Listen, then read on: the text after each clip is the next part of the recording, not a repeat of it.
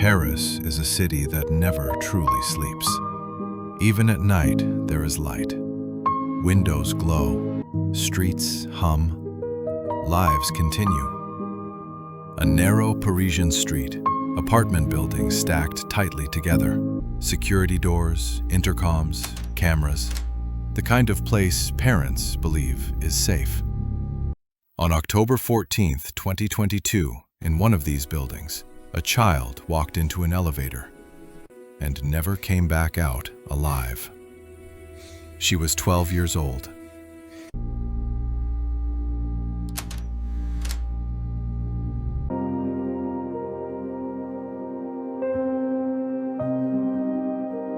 Elise Martin, age 12. Elise Martin lived on the 5th floor of an apartment building in northeast Paris. Not wealthy, not dangerous, just ordinary. She woke up early for school. She argued with her sister about clothes. She complained about homework. She laughed too loudly at videos on her phone.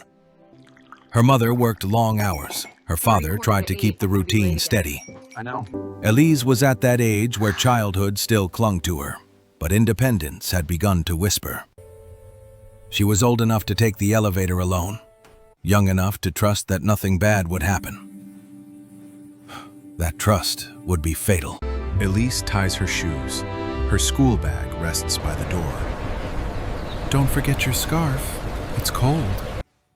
Elise rolls her eyes, smiling. I'm not a baby, Mama. She kisses her mother on the cheek, presses the elevator button. Parents remember moments like this forever, because later they replay them again and again and again. The building had rules, cameras, security doors. Residents recognized each other. They believed strangers stood out.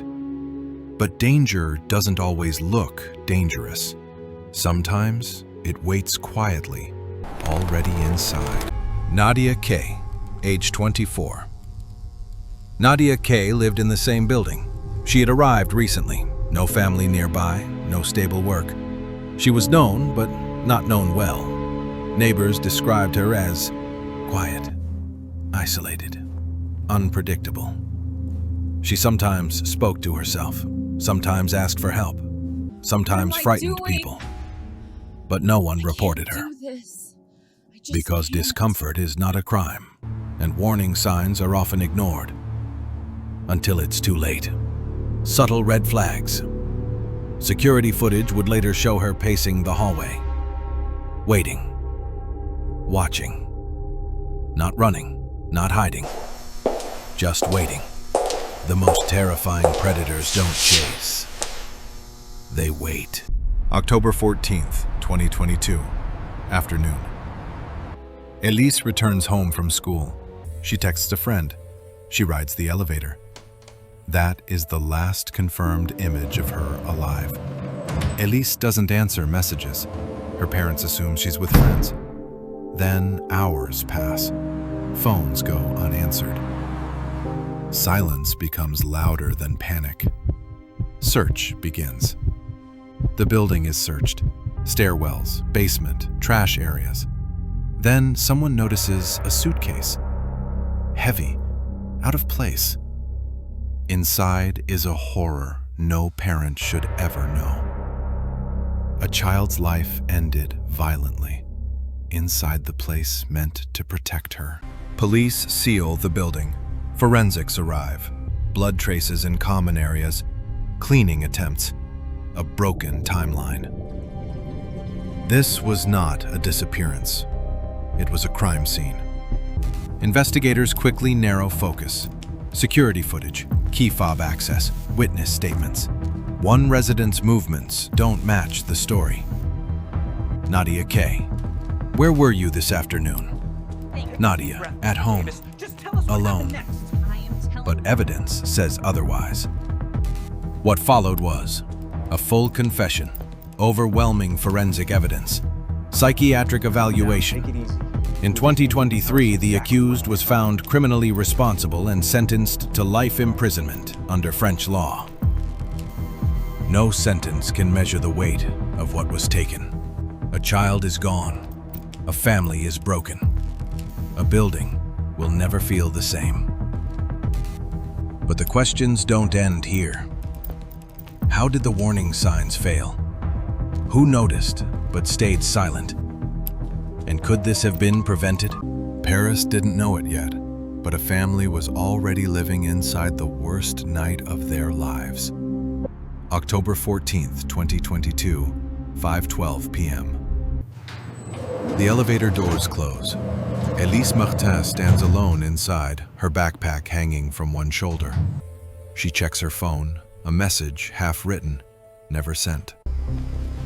This elevator ride lasted 11 seconds. 11 seconds that separated before from after. Security cameras capture fragments, a figure stepping out of a stairwell, a door opening too fast, a movement that shouldn't have happened. There are moments when violence enters quietly. No scream, no chase, just sudden, irreversible force. 8:41 p.m. A resident returning home smells bleach in the hallway. Too strong, too late in the evening. They notice a suitcase near the trash room. It doesn't belong there. Inside is a truth too heavy for language. A child. Murdered. Hidden. Police flood the building. Stairwells locked. Residents separated. Phones confiscated. A forensic team moves fast. Blood traces here and here. Someone tried to clean. Luminol reveals footsteps, dragging marks, a path that tells its own story. Crimes leave fingerprints, even when the killer believes they've erased them. Detectives review footage. One resident appears repeatedly, too often, too erratically. Nadia K. She had been seen earlier that day, arguing with herself, knocking on doors, appearing agitated. Neighbors hadn't called police. Because fear doesn't always feel urgent until it becomes irreversible. Timestamps don't lie. 5:13 p.m. Elevator opens. 5:14 p.m. Camera glitch. 5:16 p.m. Nadia exits stairwell. 5:18 p.m. Suitcase appears hours later. The gap between those minutes holds a lifetime of consequences. Inside Nadia's apartment, cleaning chemicals, blood traces, clothing in the trash, phone searches made after the crime. Searches like how to remove blood smell, suitcase weight limit. Panic leaves a digital trail. Detective, you were home at the time. Cameras say otherwise. Nadia, the cameras lie. Detective, blood doesn't. She doesn't blink. She doesn't cry. Some confessions arrive loudly. Others arrive like a door closing. Hours later, under mounting evidence, Nadia speaks. Not emotionally, not remorsefully, factually. She describes the encounter, the rage, the loss of control. In French court records, this confession would later be described as cold, direct, and consistent with forensic findings.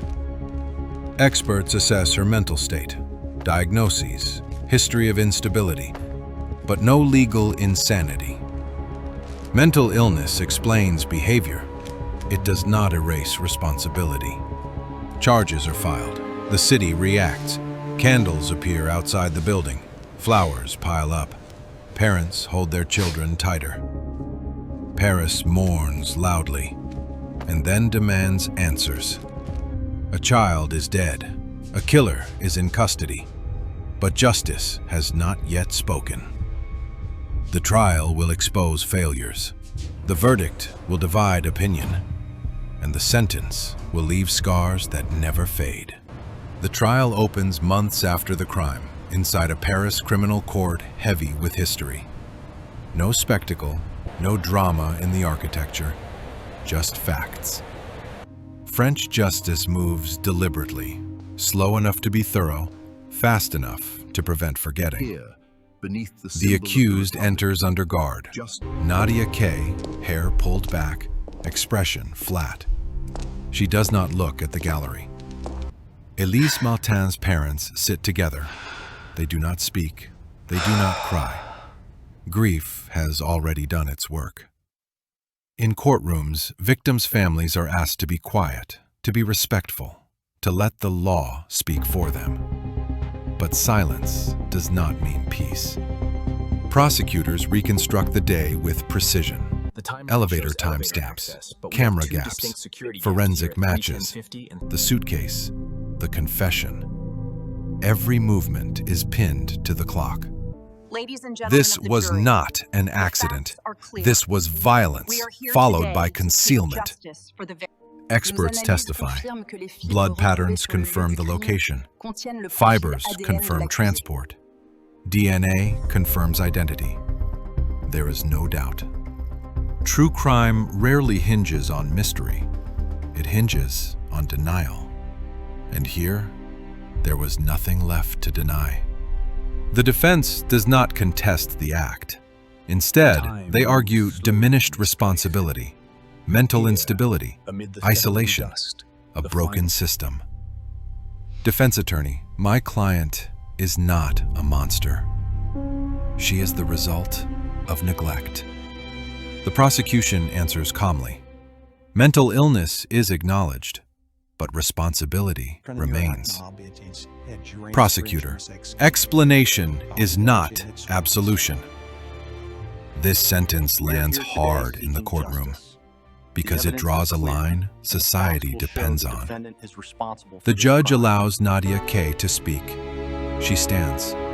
She does not look at the family. Nadia, I know what I did. I live with it every day. No apology, no emotion. Some words come too late. Others never come at all. The decision is delivered. Guilty. Criminally responsible. Sentence: life imprisonment.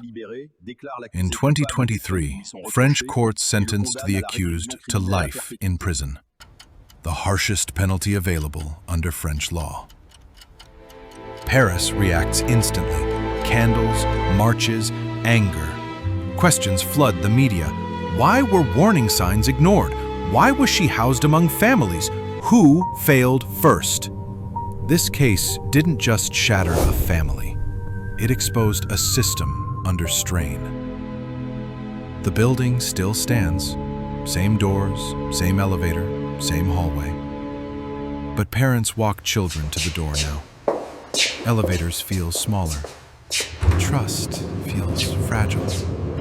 Places remember, even when people try not to. Elise Martin's name is spoken quietly now, in schools, in safety discussions, in parental warnings. She is remembered not for how she died, but for what society learned too late. True crime does not come from monsters hiding in shadows. It comes from doors we assume are locked, systems we assume are watching, warnings we assume someone else will handle, and children who trust the world to protect them. That trust is sacred. Once broken, it can never be fully repaired.